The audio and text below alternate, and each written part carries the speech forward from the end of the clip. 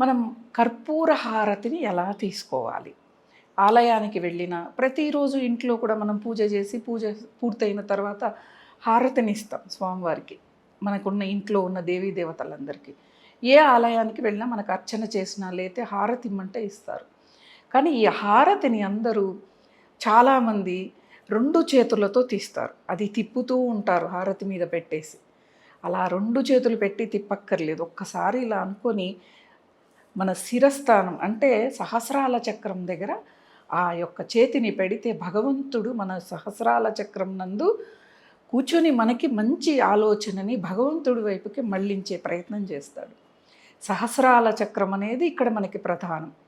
అక్కడి నుంచి హృదయస్థానం, ఇక్కడ అనాహతం ఉంటుంది కదా, అనాహత చక్రానికి మనం చెయ్యి నానిస్తే అక్కడ మన మనస్సులోనే ప్రతి ఆలోచన మనకి కోరికలు కానీ ఏవైనా నెలకొని ఉండేది అక్కడ. అటువంటి అన్నిటినీ మనలో ఉన్న అరిషడ్ వర్గాల్ని తొలగించి వేసేది ఈ యొక్క హారతి తీసుకోవటం.